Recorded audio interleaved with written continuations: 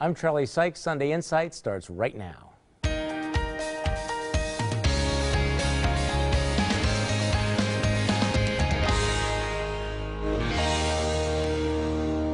Good morning and welcome to our annual Year in Review show, where we look back on the biggest stories and debates of the year and what a year it was. We argued about terrorism, guns, flags, immigration, interest rates, streetcars, unions, gay marriage, open records, and microaggressions. Terrorism dominated the headlines as ISIS proved that it is no longer the JV team, if it ever was. Chaos and bloodshed in the Mideast lead to a massive refugee crisis. The U.S. strikes a nuclear deal with Iran despite pleas from Israeli Prime Minister Benjamin Netanyahu, who was also re-elected in 2015. The U.S. Supreme Court legalizes gay marriage. 2015 also saw the rise of the Black Lives Matter movement. Riots erupted in Baltimore. Protests spread across university campuses. Bruce Jenner declared that she is a woman. Donald Trump declared that he wants to be president and surges to an unexpected lead despite offending just about everybody. Hillary Clinton wanted to keep her emails private, very private. We found out that she had her own server. Closer to home, Scott Walker begins his second term and launches a bid for president that falls short. Wisconsin becomes a right-to-work state. Paul Ryan got the job he never wanted, Speaker of the House. Plans for a new downtown Milwaukee trolley move ahead. A proposed Kenosha casino was nixed, but the Bucks got approval for a new arena. Violent crime explodes in Milwaukee as the murder rate hits the highest total in a decade. The state Supreme Court shuts down the John Doe probe in the state conservatives. Marquette University moves to fire Professor John McAdams for writing a blog post, sparking a national debate over academic freedom. The Packers almost make it to the Super Bowl, and the Brewers, well, let's not even get into that. Joining me on the panel this morning, the Milwaukee Community Journal's Mikel Holt, former state representative Michelle Litjens, defense attorney Dan Adams, and the managing editor of RightWisconsin.com, Collin Roth. Okay, so looking back at the year, is there a theme that jumps out at you? It would be 2015 was the year of what? I would say it's the year of anxiety. There's so much uneasiness in this country. You've seen it play out in our politics with the rise of Donald Trump and Bernie Sanders. You see it on the international stage where there's a sense that things are falling apart. And even culturally, from our cities to our various debates about religious liberty and civil rights, you see a lot of tension and a lot of uneasiness about where we are. It kind of just feels like we're in uncharted territory. Okay, the theme of the year 2015 was? I think it's small attention span. I mean, the chickens are coming home to roost with Twitter. You know, we used to read newspapers. Now we read 72-member tweets. Yeah. We have Vine videos that are 10-second ideas. And I think it's reflected in our politics, where Donald Trump is the Kim Kardashian of the presidential race. Okay, what was the theme of the year? It was the year where conventional wisdom went out the window. You know, who would think that you would not be able to say or express whatever your thoughts are on a university campus? Yeah. That's crazy. Yeah. Who would have thought that Scott Walker would have been would have dropped out of the presidential race before Donald Trump did? Who would have thought that the Supreme Court would have usurped states' rights when it came to defining marriage, or even with, affirming Obamacare? Yeah. I mean, we just would not have assumed these things would have happened. 2015, theme of the year. Well, I think it is the year of fear, trepidation. Yeah. You know, it's a year where we saw terrorism raise its head both internationally, nationally, and locally, with urban terrorism, going back to what you said about, we're on pace for record murders in the city of Milwaukee this year. And I don't see any relief, and this might spill over the next year. Yeah. And sadly, I was at a gun store recently, and they're selling pink guns. Who is that for? Well, it depends. My daughter. Yeah. Well, I don't disagree with anything any of you have said, but I would go with, I think the 2015 was the year of the snowflake. These were the frail, fragile university students who want to turn universities into places where they are kept safe from ideas, words, thoughts that they find uncomfortable. And this is going to be one of the themes over the next couple of years, I think. We're going to see more protests, almost a la the 1960s. And it's a real challenge for universities to be able to stand up for free speech and academic freedom against these pressures. And you're seeing them, one campus after another. And as each campus begins to cave in to, you know, the demands that will protect us from the microaggressions, you know, you see it as, really as a domino effect. So what was the high point and the low point of 2015, do you Well, think? I'd say one of the high points here locally was the passage of right to work. Wisconsin became a right to work state, something that many thought would never occur. And it really signaled that the reform momentum that came out of the 2014 election was still on. The low point for me was just the year bookended by terror in Paris. Those ugly attacks just drove home the dangerous reality of ISIS. Okay, Dan Adams. So the high point for me, despite not being a Catholic, was the Pope's visit. I mean, he just brings this joy and this long view of humanity and what our priorities as people should be in the face of this media culture. I'd say the low point are these mass shootings. Chattanooga, remember there was that shooting at the National Guard, the church in Carolina, and then this Oregon community. All these mass shootings, and they just seem to be a drumbeat of bad news. High point, low point. High point, I have to agree with Collin. Legislatively, you know, if you would have told me 10 years ago that we were going to be a right to work state, I just would have said it was not going to happen. Prevailing wage reform, we have voter IDs requirements. It's crazy to see what they were able to accomplish in Madison this year.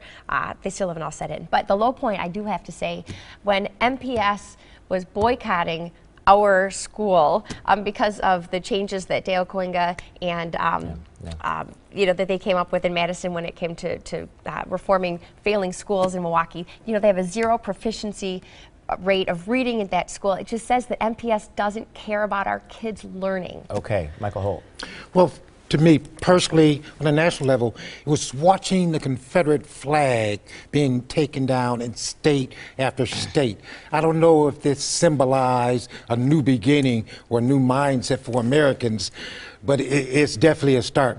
The low point to me was, you know, we talk about the terrorism, ISIS, and what happened in San Bernardino, but it was that shooting, the murder of 9 people in the church in Charlotte. I mean, it just epitomized everything that's wrong with these fanatics. Well, I have a lot of high points. I mean, I thought the state Supreme Court ruling throwing out the John Doe investigation was a high point. Paul Ryan becoming speaker was a high point. The passage of right to work and prevailing wage reform. Your return to our show, Mikel Holt, was definitely a high point.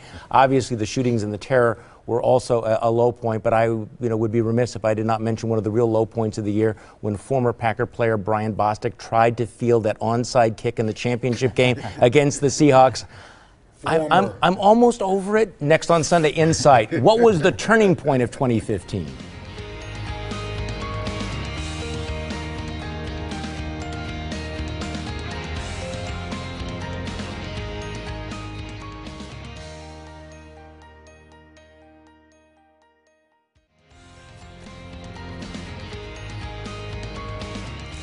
The year was bookended by terror attacks in Paris. In January, terrorists killed 12 in an attack on a satirical magazine. In November, gunmen killed 130 in Paris. And an ISIS-inspired attack claims 14 lives in San Bernardino. But the news wasn't all bad. The Duchess of Cambridge gave birth to her second child with Prince William. The baby will be known as, of course, Her Royal Highness Princess Charlotte Elizabeth Diana. Aaron Rodgers won a second MVP award. So for you, what was the turning point of the year? Let's just talk about that. I think your intro nails it. It is this bookend Paris attacks. In January, there was the Charlie Hebdo attack, and then just last month in November, this huge tenfold attack on Paris. And I think that what it demonstrates is we have not reached the end of history. History is very much alive. We're in a global struggle. And when a NATO country is being attacked, we all need to get into the fight. Okay, Michelle Litjens, turning point of the year. I think a key moment of the year was when Kevin McCarthy said that the Benghazi hearings were really political. Yeah.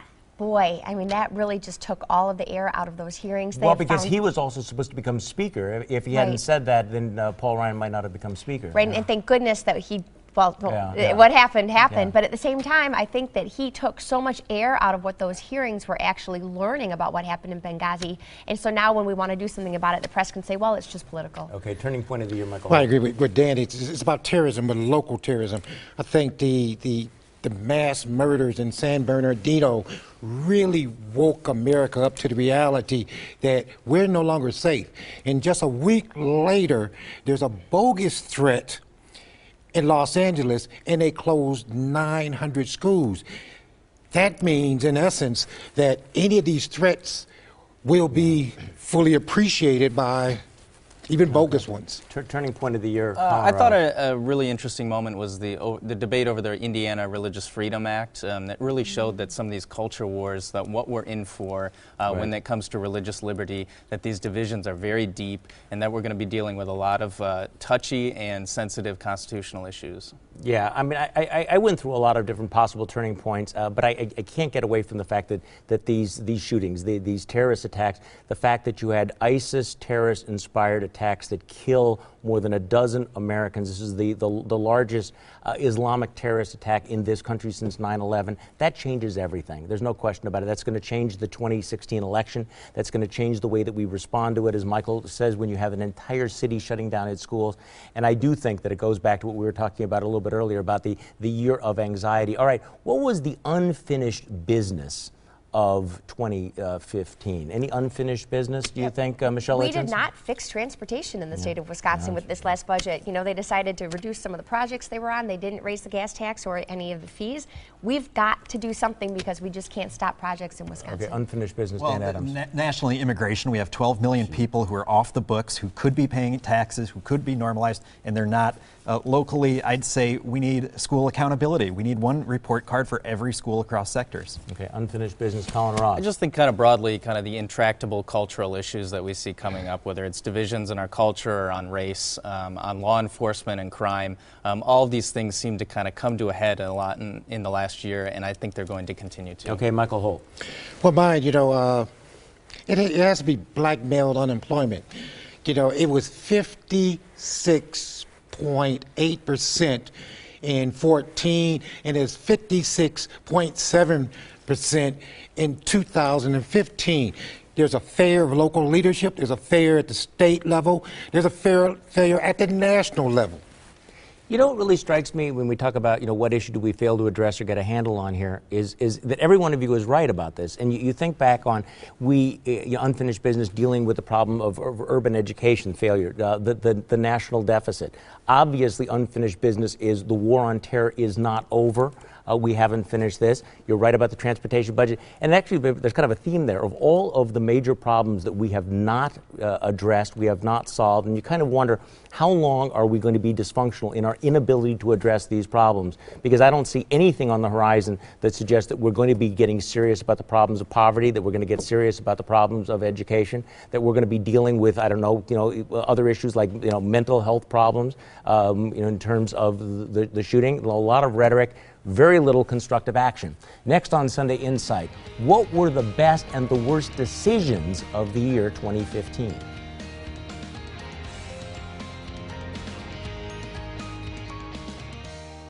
Yeah. 2015 saw more media shakeups as the Gannett chain bought the Milwaukee Journal-Sentinel. The courts approved voter ID. The legislature reformed the John Doe law and the Government Accountability Board. Milwaukee bus drivers went on strike during Summerfest, and Governor Walker named Rebecca Bradley to a seat on the Wisconsin State Supreme Court. So let's have the panel now pick the best and worst plays, the best worst calls of the year. So what was the best, do you think, Michelle Litjens? I'm sad to say this, but Scott Walker deciding to get out of the race, when he did. Otherwise, he would still be, trudging along, and he'd, have negative numbers in the bank. It's sad. I really thought he had the possibility to go all the way, but I think the public out there they're thirsting for an outsider like Donald Trump. They're not looking at Scott Walker. I think the worst call was when the press and President Obama jumped right in for San Bernardino, and they were calling it, we need more gun control. They were saying that right-wingers were responsible for this, and we didn't even know what had happened. That rush to judgment. Okay, Mikel Holt, best and worst calls of the year. The best call actually turned out to be something David Clark said, the sheriff said, over a year ago, but it's airing again. When he's saying that you'll be waiting a long time if you wait on the police to respond to a burglary or an assault, and you better defend yourself. Conversely, I was just joking with Dan about an ad I saw recently that was selling an assault rifle with 5 extra 30-round clips. We can't shoot our way out of this. And would you need 5 clips to kill Bambi? Collin Roth, best and worst calls. I think one of the great moments of this year was Governor Nikki Haley and the removal of the Confederate flag from the state grounds in South Carolina after that shooting. You know, she did it with grace, respect, and leadership, and it was just a great moment, this woman of Indian descent being a part of this thorny issue that had been so long a problem down there. I think the worst call was the Joint Finance Committee's attempt to kind of gut the open records law. That was just a grave miscalculation. It didn't go over well. And I'm glad they got out of it as soon as they realized it. You know, in a year in which the legislature actually ended up doing a better job than I think people thought they were going to do, and they did a lot of good things, that was really a terrible blunder. And I think that they're going to pay a price for that. I wrote down 3 really good calls. I think, you know, and I mentioned before, the state Supreme Court killing off this out of control John Doe witch hunt. I think the legislature's decision to move ahead with reforms like right to work and prevailing wage, all of those things, as opposed to resting on their laurels, was a great call. But I also agree with Michelle. I think that Scott Walker's decision to pull the plug in September, I think in retrospect, is going to be a good call. Because, I mean, what was the alternative? He was going to hang on, run through more money, burn through more cash, go through this convoluted process, and in the way that it's playing out, I don't think it was likely to be successful. What I think he did was the same thing he did back in 2006, which was to live to fight another day. I mean, remember back in 2006, he recognized that he wasn't going to beat, both he and Mark Green couldn't run for governor. It was not a good year for Republicans, and he made a good decision. 4 years later, he was elected president. To the extent that he can, you know, resurrect his brand, I think the decision probably will look better in retrospect than it felt at the time. None of that compares to Aaron Rodgers' Hail Mary pass last month, which was undoubtedly the best call. Okay, there's no question that that's true. If I go with Brian Bostic, yes, no, that is true. I would say that the worst call of the year has to be the decision by Marquette University to try to fire a senior tenured professor for a blog post. I still am trying to figure out what is going on in Michael Lovell's mind that he would risk Marquette's reputation and its money by making them the poster children for the attack on academic freedom. You know, and donors are going to remember this, especially, you know, Catholic donors. It is a Catholic institution. Yeah. Another bad call was this Martin Scarelli, the pharma bro, who raised the price of an HIV drug from $14 to $750, which I'm a free market guy, but he's the poster child for greed. Well, he's also the kind of the poster child for the worst human being in the world. I also think we're going to look back at 2015, the decision to go ahead with the downtown trolley. This thing is going to be a boondoggle going forward for the next 10 years. Next on Sunday Inside, our panel picks the story of the year. But first, here's your morning news update.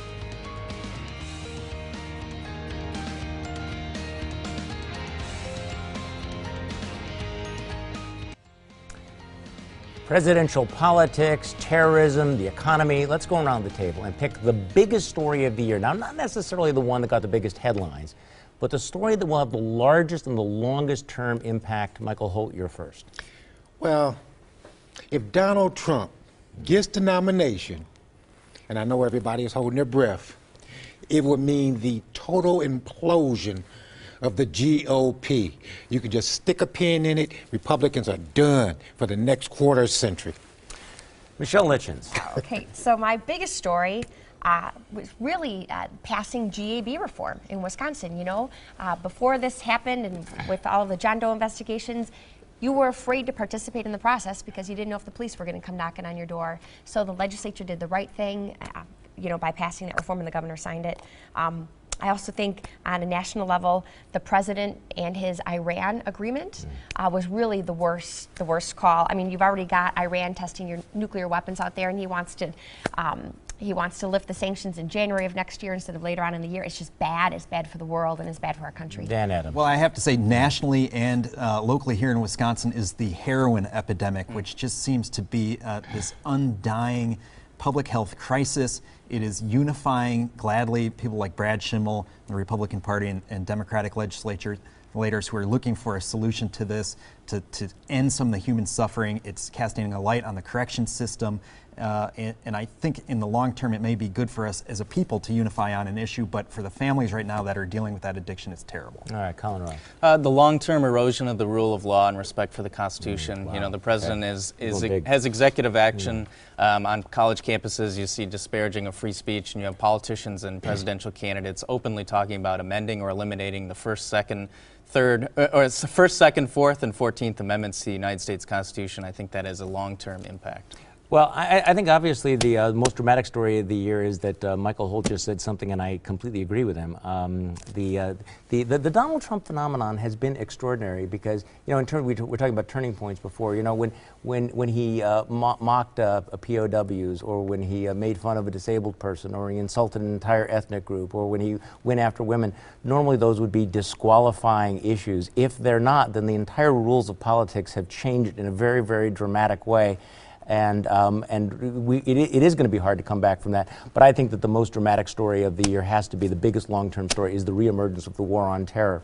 Because the narrative of the last few years has been, you know, that we ended those wars, we withdrew from the rest of the world. Remember, you know, President Obama, you know, our Nobel Peace Prize winning president, withdrew from Iraq, you know, said he was going to end the war in Afghanistan. And I think America wanted to come home. America wanted to turn its back on all of these things, you know, sort of declare victory. And then suddenly, this year, 2015, we are seeing the emergence of a terror threat that is as scary as anything that we have faced in a very, very long time. And as I said before, I do think that that's going to be something that's going to be shaping our politics and our lives for a very, very long time. So, you know, you'll notice that in the 2016 presidential election, we have some major domestic issues to talk about, but I honestly think that that election is going to turn on. It's going to be a national security election because of some of these terror attacks. So all of these are important stories. Now, thanks for joining us. Have a great week and a very, very happy New Year.